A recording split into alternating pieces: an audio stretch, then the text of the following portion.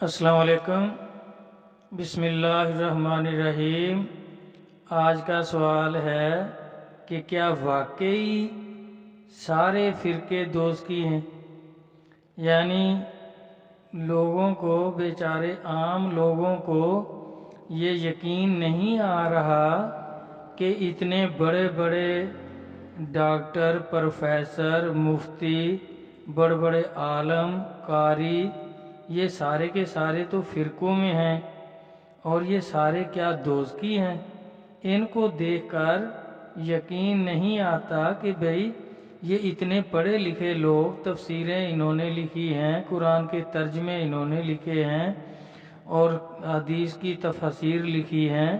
یہ سب کچھ تو جانتے ہیں، یہ سب کچھ جان بوجھ کر پھر یہ دوزکی کیسے ہیں؟ تو یہ بات ان کو شک میں ڈالتی ہے۔ حالانکہ اس میں ذرا سا بھی شک کرنا کہ کیا واقعی سارے فرقے دوزکی ہیں، اس کا مطلب ان کو شک ہے، یقین نہیں آ رہا۔ اب اس بات میں کہ فرقے سارے دوزکی ہیں، اس میں جس کو ذرا بھی شک ہے اس کو تو قرآن و حدیث میں شک ہے۔ تو قرآن و حدیث میں جس کو شک ہو وہ تو بیچارہ پھر ہے ہی دوزکی، کیونکہ قرآن پاک میں اللہ تبارک تعالیٰ نے فرمایا سورۃ روم میں کہ فرقے نہ بناؤ، کہ وہ لوگ برباد ہو گئے جنہوں نے اپنے دین کو ٹکڑے ٹکڑے کر دیا، اور دین کو ٹکڑے ٹکڑے کرنا یہ فرقے بنانا ہے، اور پھر اس پر خوش ہیں جو ٹکڑا ان کے پاس ہے اس پر خوش ہیں۔ یعنی جو فرقہ جس عقیدے پر ہے تو وہ اپنے آپ کو حق پر سمجھتا ہے، یعنی وہ حالانکہ اس کے پاس دین کا ایک ٹکڑا ہے، مکمل دین نہیں ہے، تو پھر بھی اس میں وہ خوش ہے۔ آپ بزرگوں پر یہ اعتراض کرتے ہیں، یہ بڑے بڑے مفتیان، ڈاکٹر صاحبان اور انجینئرنگ صاحبان، انجینئر جتنے ہیں کہ ہم نے تو دین میں انجینئرنگ کر لی ہے، دین میں پروفیسر بن گئے ہیں، قاری ہیں، مفتی ہیں، تو یہ اعتراض کرتے ہیں کہ کہتے ہیں جی پہلے اولیاء کرام جو تھے انہوں نے دین کی تبلیغ کی ہے، حالانکہ انہوں نے تو کوئی ترجمہ تفسیر قرآن پاک کی بھی نہیں لکھی اور حدیث کی بھی نہیں لکھی، اور وہ عرب کی طرف سے آئے تھے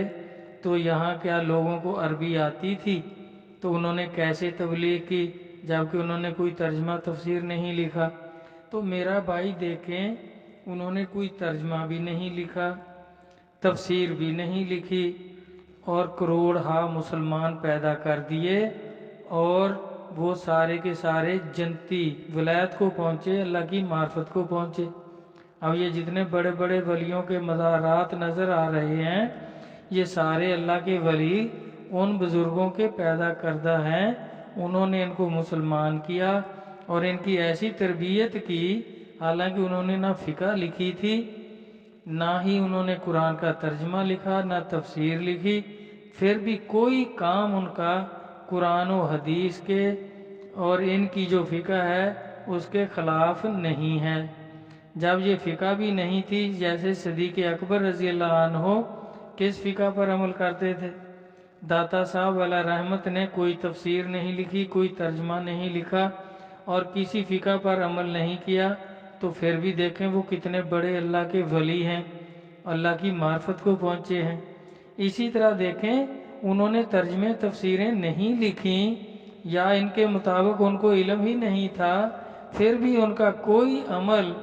قرآن و حدیث کے خلاف نہیں، انہوں نے کوئی فرقہ نہیں بنایا، کیونکہ اللہ نے منع فرمایا تھا فرقے نہ بناؤ۔ اب ان کے مطابق کہ وہ جانتے کچھ نہیں تھے، پھر بھی انہوں نے کوئی گمراہی کا کام، کوئی قرآن و حدیث کے خلاف ایسا قول اور فعل ان کا نہیں ہے، کوئی کام انہوں نے قرآن کے خلاف نہیں کیا۔ اسی لیے نبی صلی اللہ علیہ وسلم نے فرمایا کہ ایک جماعت ہوگی وہ جنتی ہوگی، اور 72 فرقے ہوں گے وہ سارے دوزکی ہوں گے، اور یہ سارے فرقے ان بڑے بڑے علماء نے ہی بنائے ہیں۔ یہ جو اپنے آپ کو ڈاکٹر، پروفیسر، انجینئر، مفتی اور بڑے بڑے عالم، طوطیے بیاں، غزالیے زماں اور پتہ نہیں کیا کیا لکھتے ہیں، کتنے بڑے ان کے القابات ہیں، پھر بھی خود بھی دوست کی، کیونکہ فرقے بنائے انہوں نے، اور فرقے سارے دوست کی نبی صلی اللہ علیہ وسلم فرما رہے ہیں، اور لوگوں کو بھی دوست کی بنایا، کیونکہ قرآن پاک میں اللہ منع کر رہے ہیں کہ فرقے نہ بناؤ، اور جنہوں نے فرقے بنائے ان کو بھی اللہ تعالیٰ فرما رہے ہیں کہ انہوں نے دین کے ٹکڑے کر دیے، گمراہی اختیار کی، جہنمی ہو گئے۔ اور اللہ کے نبی علیہ الصلوۃ والسلام نے حضرت رسول کریم صلی اللہ علیہ وآلہ وسلم کا فرمان پاک، ابن ماجہ جلد 2 3993 نمبر حدیث پاک کہ آپ نے فرمایا کہ یہودیوں کے 70 فرقے ہوئے، سارے دوست کی، عیسائیوں کے 71 فرقے ہوئے، سارے دوست کی، اور آج میری امت کے 72 فرقے ہوں گے، سارے دوست کی، ایک جماعت ہوگی اور ان کے ساتھ لگنے والے لوگ وہ جنتی ہوں گے۔ تو یہ کہہ دیتے ہیں ایک فرقہ جنتی، نعوذ باللہ، اللہ معافی دے، فرقے کا نام جس کے ساتھ لگ گیا بھائی وہ دوست کی ہے، کیونکہ نبی صلی اللہ علیہ وسلم نے جو فرمایا ہے سنتین و سبعین فرقۃ کلہ فی النار، کہ 72 فرقے ہوں گے، سارے دوست کی ہوں گے۔ کلہ کا مطلب ایک چھوڑ کر نہیں ہوتا، کلہ کا مطلب ہے سارے جتنے ہیں سارے دوست کی، تو فرقے سارے دوست کی ہیں۔ اب دیکھیں بزرگ جانتے نہیں تھے، فقہ نہیں جانتے تھے، ان کے مطابق وہ کچھ بھی نہیں جانتے تھے، پھر بھی انہوں نے کوئی فرقہ نہیں بنایا، کوئی ان کا قول اور فعل قرآن و حدیث کے خلاف نہیں ہے، اور انہوں نے لوگوں کو جنتی بنایا، وہ جماعت رہے، جماعت سے وابستہ رہے، اور مخلوق کو جنتی کر دیا۔ یہ سب کو جاننے والے جب آ گئے، انہوں نے دین کے ٹکڑے ٹکڑے کر دیے اور فرقوں میں ان کو تقسیم کر دیا امت کو، تو سرکار نے فرما دیا کہ فرقے سارے جہنمی ہیں۔ اب جو یہ سمجھے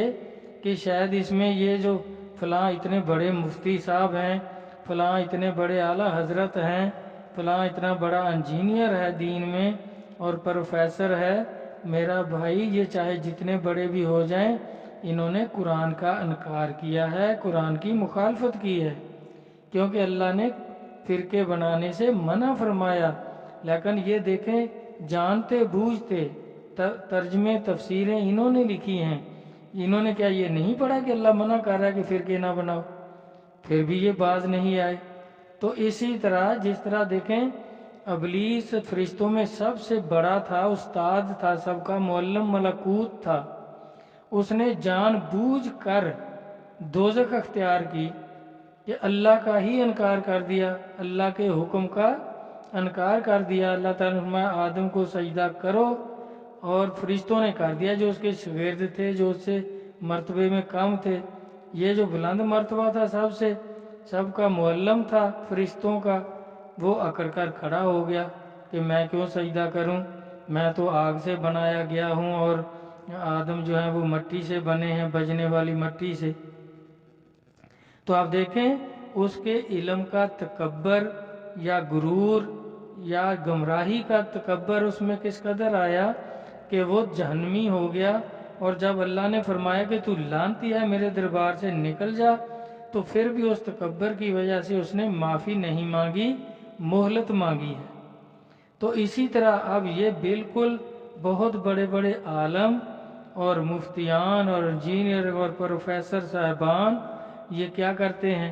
سب کچھ جانتے ہیں، ترجمہ بھی جانتے ہیں، تفسیر جانتے ہیں، قرآن کے ترجمے خود لکھتے ہیں، خود کرتے ہیں، اور بڑی اچھی طرح لچھے دار تقریروں سے ان کا اظہار بھی کرتے ہیں، بیان کرتے ہیں، تو پھر بھی دیکھیں کام سارے کے سارے دوستیوں والے کر رہے ہیں، قرآن کا انکار کر رہے ہیں، قرآن کی مخالفت کر رہے ہیں، کیونکہ قرآن پاک میں اللہ فرماتے فرقے نہ بناؤ، اور یہ باز نہیں آتے، یعنی جان بوجھ کر ابلیس کی طرح انہوں نے دوزخ کا راستہ اختیار کیا ہوا ہے۔ اس میں کوئی شک نہیں بھائی، کسی مسلمان کو تو شک نہیں ہو سکتی، جو قرآن و حدیث اللہ اور اللہ کے رسول کے فرمان پر عمل کرتا ہے اور عقیدہ صحیح رکھتا ہے کہ اللہ رسول جو فرماتے ہیں وہ حق ہے، تو اس کو تو ذرا شک نہیں کہ یہ سارے فرقے دوست کی ہیں، کیونکہ قرآن و حدیث کے مطابق ان کے عقائد بالکل صحیح نہیں ہیں، اولیاء کرام پر اعتراض کرتے ہیں، جبکہ اللہ تبارک تعالیٰ فرماتے ہیں ان اولیاء اللہ لا خوف علیہم ولا هم یحزنون، کہ حشر میں جب نفسی نفسی سب پکارتے ہوں گے تو اس وقت بھی جو اللہ کے ولی ہیں ان کو کوئی نہ ڈر ہوگا نہ خوف ہوگا اور نہ وہ غمگین ہوں گے، کیونکہ وہ جنتی ہوں گے، ان کے دائیں ہاتھوں میں اعمال نامے ہوں گے، ان کو کوئی ڈر خوف نہیں ہوگا، نہ ہی وہ غمگین ہوں گے۔